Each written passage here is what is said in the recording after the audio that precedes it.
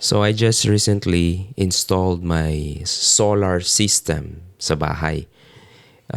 Marami akong bagay na kinonsider bago ko siya binili or kinonsider. Yung first ko na question is, ano yung goal ko na bakit ako mag-solar sa bahay? Number one, meron kasi tayong malaki lang talaga yung bill, tapos kaya ba i-solar lahat ng load mo? So, yun yung question. Kasi in my case, isang aircon lang tsaka isang refrigerator yung mabigat na load. The other than that, mga fans and water pump and computer and Wi-Fi system, yun yung load ko sa bahay. Yun yung malalaki. And then, kinonsider ko is yung constant ko na load na pag mawala ng internet, mawala ng kuryente, meron pa rin akong Wi-Fi system. Kasi gusto ko pa rin makakonect sa internet. Learning from the Odette experience na nawalan kami ng 3 weeks of electricity. Yun. So, number one is, naging dream ko na yung maging solar or to have a solar setup. During that time, it's 2021. Yung panel pa doon is very expensive. Lalo na nagkaubusan after the Odette experience. So, from that learning, so yun. Bigla ako nag-decide na this 2026 is ipupush ko na yung project to solarize some of my appliances. So, number one is yung Wi-Fi system. Kasi yung internet tsaka yung work from home is, yun, andun yung solarization. So, things to consider. So, ano ba talaga yung solar system? Is, ito yung nag-harvest ka ng power sa araw gamit yung solar panels. Then, with that, meron ka ring i-consider na storage ng power. Ano ba yung storage ng power? Capacitor or batteries. So, battery, kailangan mo rin yan i-consider. Then, yung load mo, kung DC ba or AC. Kasi mostly sa appliances sa bahay is naka-AC or alternating current.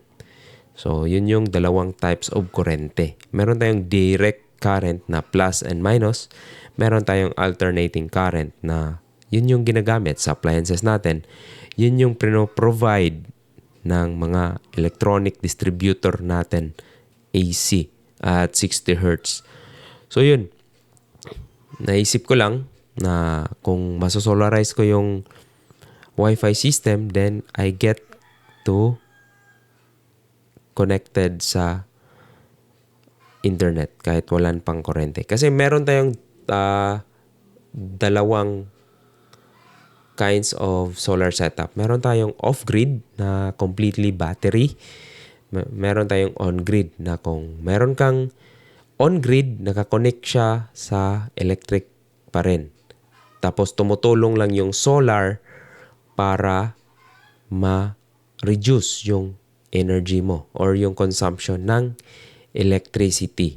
So kung gabi, full ka sa utility, electric utility, yun yung VECO or Visayan Electric Company or ano yung mga local na electric company sa inyo. Then, yung off-grid is totally battery. So, kuha ka ng energy sa panel, is to store mo yan sa battery, from battery, inverter. So, that's a different system. So, kung makikita mo yung floodlights na binibenta ko previously, yun yung off-grid. Kasi battery, meron na siyang battery. And then, meron na tayong tinatawag na hybrid, yung pangatlo. In which, yung inverter ko is meron siyang tatlong source. AC or utility, solar panel, and the battery. So, yung tatlo. So, itong inverter ko, ito naglo-load sa mga appliances ko like the Wi-Fi routers. Kung merong araw or panel, so buhay yung panel, so meron akong kurente. Hindi ko ginagamit yung utility. Nagcha-charge ako ng battery habang ginagamit ko yung power mula sa araw. Yun yung pag umaga. Pag gabi, ito, kung wala ng kurente yung solar panel, then magkikick in na yung battery. Battery na yung nagkikick in, ibig sabihin, hindi pa rin ako gumagamit ng utilities or yung power distribution.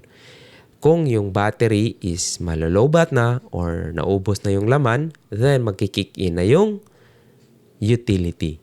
So, reduce pa rin sa gastos sa utility. Pero, by that, depende pa rin sa load nyo. Kasi wala akong niload na aircon sa solar system ko for now. That's only for the Wi-Fi system and electric fan and charging ng mga cellphone. Ganun lang kaliit yung system ko. That's 2 kilowatt or 2,000 watts.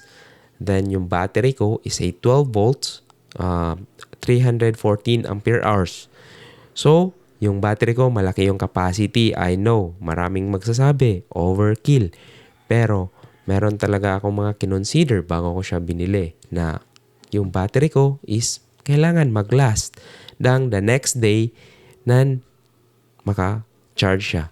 And then, pala, yung panel ko is mga bifacial na. So, yun yung bagong technology ng mga solar panels. So, realistic talaga, nagko-cost siya ng around less than 100,000 pesos for that. And then, yung masasolarize ko lang is yung Wi-Fi system. Pwede ko i-load yung refrigerator kung gusto ko. Pero for now, inuunti-unti ko pa kasi nag-study pa ako kung ano yung pwede kong i-load sa current system ko. Na balance lang yung pagka-load sa solar, mamamaximize ko yung inverter when the battery. At the same time, hindi naman ba totally reduce yung electricity bill. Kaya kung nag-iisip kayo na fully comfortable na kayo once na solar setup, well, you need to consider na yung task or yung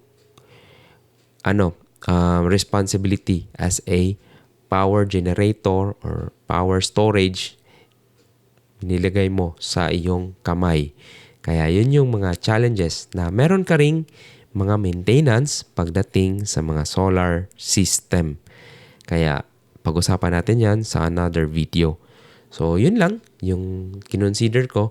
So far, okay naman yung system ko. Maganda yung charging, stable naman siya.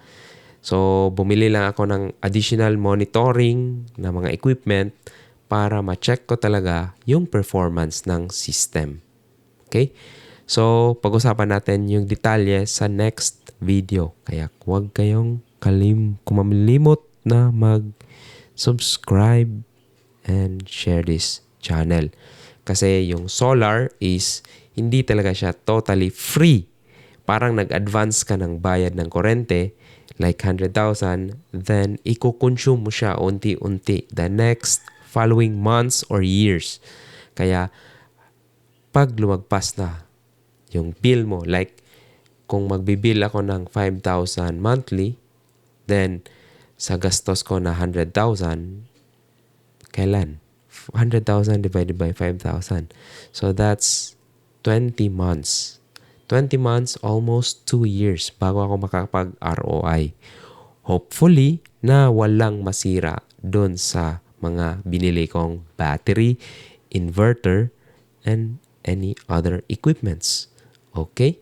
So, that's how you think kung gaano nyo i-consider yung pagsosolar sa bahay nyo. Okay? Kaya, yung solar talaga is another option during emergency or during disaster. Kasi yun, coming from Odette and Tino, in which medyo matagal bumalik yung kurente, yun. Kaya meron tayong solar charging. Pwede tayo mag-charge ng mobile phone or gadgets when disaster strikes. Alright. Kaya, see you around guys. And you need pala to consider yung lugar nyo kung ilang oras yung buong araw nakatutok sa bubong nyo.